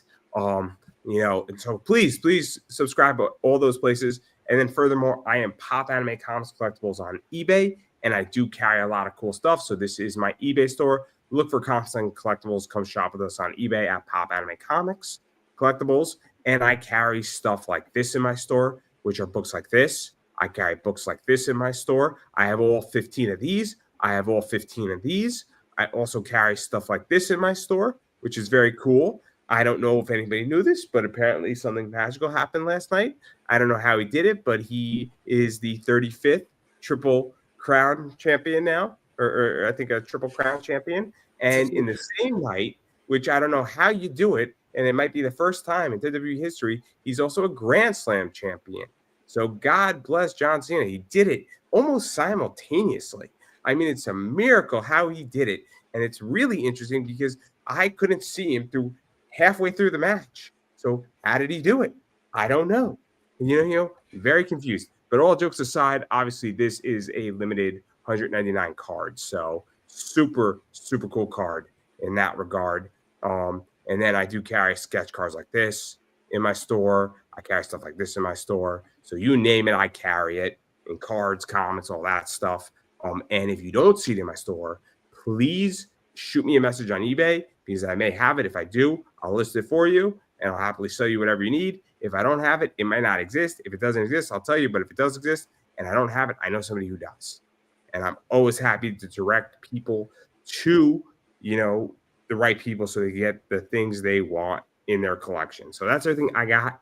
Again, you just type in Pop Anime Comics. You're going to find me in every instance of everything I do. So that's everything I got going on. And so thank you everybody for watching. And I'm going to give you the final word. Excelsior. No, wait, somebody else uses that. $100. Okay, then. On that note, everybody, that is a wrap.